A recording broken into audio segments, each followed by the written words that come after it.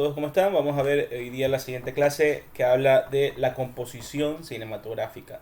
Hasta ahora hemos aprendido a utilizar la cámara correctamente, hemos técnicamente movido cada una de sus propiedades, podemos definir entonces ciertos tipos de tomas, digamos, que yo quiero hacer, tomas con movimiento congelado, con movimiento real, con tomas con movimiento o con congelación o pintura de luz, ya motion blur, sobreexpuesto, subexpuesto.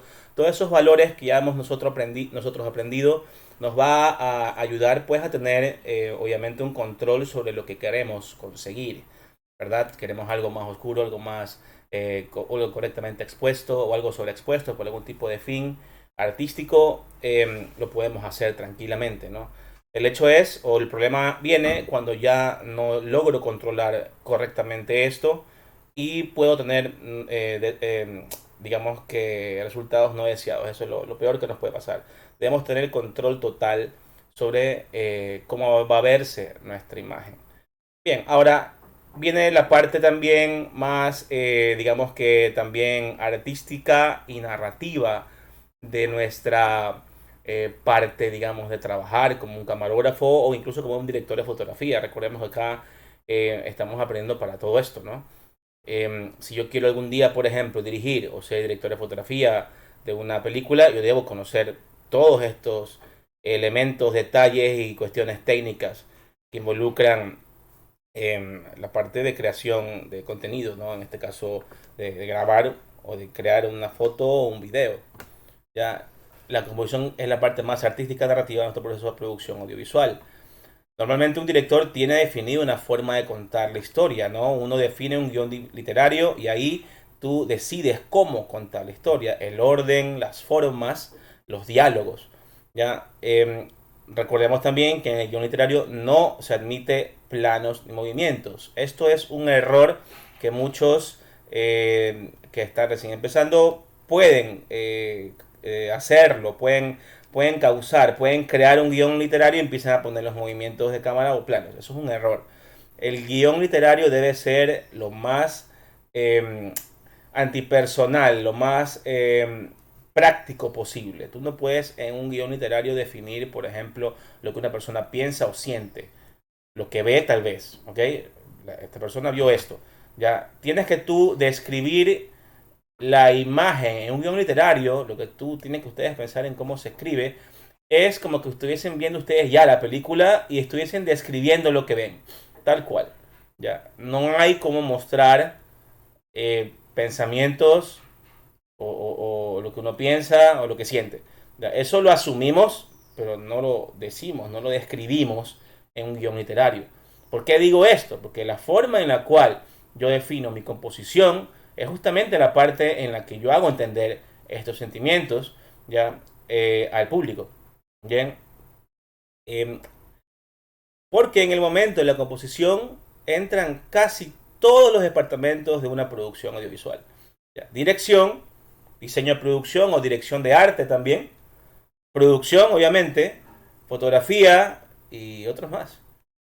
Ya, pero es tarea del director que todo este proceso técnico y artístico cuente una historia correctamente. Tengo un mal actor o dirigí mal al actor en una escena impecable, con una buena fotografía, buen arte, pero mi actor falló o no lo supe dirigir bien, obviamente no va a funcionar mi historia. Va a verse entonces mermada. Si yo no he creado una buena composición, no cuento una historia solamente con la parte visual, también estoy fallando. Muchas veces dejamos de lado esta parte y solamente ponemos el cuadro y ya. Pero hay errores que no debemos cometer. Hay errores que tenemos que nosotros irlos sacando muchas veces sin querer, no nos damos cuenta y cometemos muchos errores de composición. ¿Ya? Al definir la composición, yo jerarquizo, doy importancia a los elementos en relación a otros, en base a la ubicación de los mismos. Ya, el plano cinematográfico tiene obviamente dos dimensiones. Ustedes ven un cuadrado, un simple cuadrado, 1920, 1080, si es Full HD y punto. Pero yo al tener obviamente acceso o el poder de crear la imagen desde cero, yo puedo darle obviamente profundidad, movimiento y demás. Ya, debo hacer que la gente perciba esto como el mundo real, es decir, en tres dimensiones. Hay que crear profundidades, perspectivas y movimientos. Súper importante. Se planifica la ubicación y movimiento de cada actor y de cada objeto en el escenario, siempre pensando en la reacción del público. ¿Ya? Y hay reglas que vamos a irlas viendo para entender de qué va justamente esto.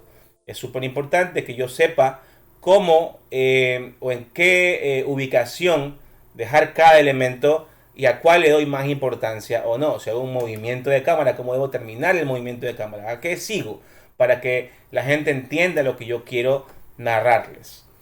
La atención del espectador se dirige hacia el actor normalmente, hacia el objeto o la acción más importante para la historia en ese momento. Por ello, debemos siempre evitar el movimiento inútil. ¿Ya? Una cosa es un movimiento del universo, que ya vamos a ver también luego en cortometrajes, lo que es el universo externo y el universo interno, ¿no? El universo de nuestra historia debe tener movimiento, pero no un movimiento inútil, un movimiento que dañe o que quite jerarquía a lo que yo realmente necesito que sea principal. Lo que sea, yo necesito que sea jerárquico sobre el resto de cosas. ¿Ya? La cosa es no distraer al público. Los buenos planos son el resultado de composiciones meditadas, pensadas, producidas. Y eso va desde la parte del guión literario hasta el guión técnico, el photoboard, el storyboard, desde la cabeza del director, sabiendo qué es lo que va o quiere o cómo lo quiere contar. Entre los valores, las propiedades que yo voy a utilizar para definir una composición cinematográfica, empezamos con el enfoque. Ya hemos trabajado nosotros mucho con eso, hemos visto que existe el enfoque manual, obviamente, el enfoque automático y los modos de zona de enfoque, ¿verdad? Vimos los tipos de enfoque, el automático, el continuo, el por clic, el que va ponderado al centro y un sinfín de cosas más, ¿no? Debemos obviamente dominar estos argumentos técnicos para tener un enfoque correcto. El enfoque es uno de los elementos básicos y utilizados para dirigir la atención del espectador hacia donde yo deseo. Yo puedo jugar con esa atención cambiando el enfoque de un punto a otro. Si estoy haciendo, por ejemplo, un enfoque automático, es medio complicado hacer eso. Debo entonces yo de alguna forma tener el chance de o hacerlo manualmente o de apuntar hacia donde quiero que tenga el enfoque. ¿Ya? Esto tiene que ver, obviamente, ya sabemos, con la profundidad de campo de la imagen. Ya, a menos profundidad de campo, más desenfocado. Si quiero que esté desenfocado como esto, debo entonces abrir el diafragma a 1.8, 1.4, 1.2 y va a verse desenfocado. ¿Qué tan desenfocado? Dependiendo de cuánta luz entre y qué tan amplio defina el diafragma. ¿Ya? La cámara pone condiciones, ¿no? A mayor apertura, menor profundidad de campo. A menor distancia focal, mayor profundidad de campo. Es decir, yo entonces hago más pequeño el diafragma, entra menos luz, por ende debo tener todo más enfocado. Esto es todo lo que yo debo definir. El encuadre. Bien, es importante el encuadre. Es como la forma final del cuadro, ¿no? Obviamente juega un papel fundamental, sino lo más importante en la composición, como yo encuadro el personaje.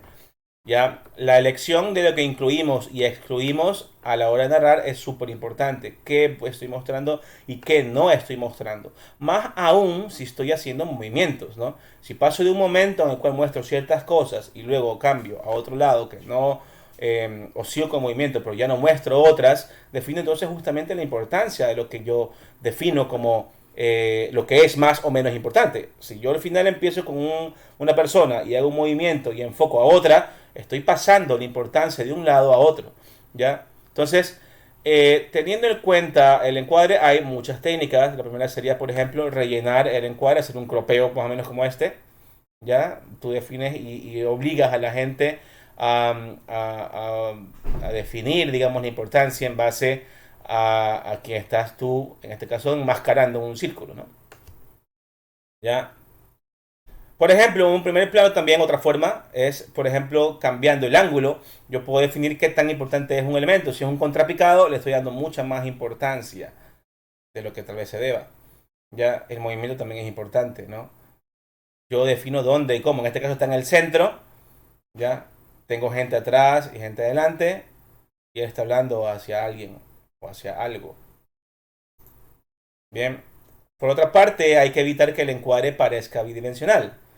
Hay que transmitir profundidad y movimiento. Tanto en estos, aquí también se ve una profundidad de aquí hasta allá. Aquí obviamente se ve un punto de fuga. Súper importante que, que cada plano tenga tal vez un punto de fuga. Obviamente, mientras se pueda. Esto se usa utilizando nuevamente líneas de fuga o con la colocación de objetos dentro del plano, uno adelante, uno atrás, para transmitir sensación tridimensional que buscamos. Aquí adelante tenemos el foco, aquí tenemos a ella, él está adelante, este man está atrás, acá más atrás gente, ¿no? Entonces ahí estoy yo definiendo justamente la tridimensionalidad de mi plano. Aquí también, lo ideal hubiera sido, por ejemplo, quitar este man de acá, ¿no? Pero bueno, me interesaba más que nada en el momento del plano, definir que él está como que eh, eh, viendo hacia un horizonte definido claramente por la profundidad y el punto de fuga hacia el fondo en esta escena. La ubicación. Ya nosotros hemos visto lo que es la ley de tercios. Yo divido mi plano en tres partes iguales. La intersección tanto de en forma horizontal o vertical. La intersección de ambos genera entonces importancia. Yo puedo entonces definir que esa intersección es importante, la de acá también, acá y acá. Yo normalmente si defino que uno es más importante, el diagonal va a ser el segundo más importante y el resto ya no importan. ¿Ya? Esto sirve para justamente decirles crear una mejor composición. ¿No? Hay otro tipo de ubicación o de composición de encuadres y de objetos que vamos a ver ya mismo, pero que a la larga pueden tal vez resultar un poco más complejas, eh, depende de lo que sea. Acá, por ejemplo, y la gran mayoría de las finales termina siendo una ley de tercios, que creo yo es la más importante, la más sencilla de entender y la que genera mejores planos, ¿no? Eh, Dice aquí, esta consiste en dividir la pantalla en tres tercios y a su vez en otros tres tercios, tanto horizontal como vertical. Los puntos de intersección se convierten en puntos de fuerza en el encuadre. ¿Okay? Puntos clave para ubicar un objeto y un segundo punto de atención sería el diagonal. Si yo aquí tuviese algo importante, diagonalmente sería el segundo punto. ¿Ya? Eso es lo que se dice en la ley de los tercios. Bien, existen otras reglas un poco más complejas ya que indican ya cuando tengo un poco más de movimiento o elementos importantes, elementos que están puestos también en el plano, ¿no? Aquí, por ejemplo, tengo esta línea, la idea es crear dinámica, no tiene que ser exacto tampoco, a menos que tengas algo súper, digamos que súper en el medio, ¿no? Normalmente no lo vas a hacer si más aún si tienes movimientos. En el movimiento acá de esta forma llamada dinámica, tú haces el plano, trazas las líneas y vas viendo que en las intersecciones igualmente hay cosas importantes. Y movimientos también. ¿Ya? Pero a la larga esto sigue siendo al final una simple ley de tercios. ¿Ya? Aquí igual, tengo ley de tercios y tengo los elementos. Tal vez aquí no es tan importante lo que estén acá, pero más bien define como que una línea y el movimiento de las líneas, digamos, ¿no? Al yo no tener algo exacto también crea un dinamismo. Y la idea muchas veces dicen en base a esto, se llama composición áurea, va a ayudarnos a tener un movimiento en el plano, no sea estático, ¿no? Entonces, bueno, a las finales, insisto, yo veo aquí también una buena ley de tercios, ¿ya? Pero también existen formas de representar y de entender un poco mejor y crear planos con este tipo de composición áurea. Otra forma tal vez sería ser simétricos, ¿verdad? En el centro totalmente, esto es muy utilizado por Wes Anderson y Stanley Kubrick. Mucho usan la simetría, incluso muchos lo llaman el plano Kubrick. Es decir, algo totalmente centrado y simétrico con profundidad y con líneas, muchas líneas que se van interponiendo entre ellas. Bien, por ejemplo, eso está perfectamente definido como un plano Kubrick. Mira acá.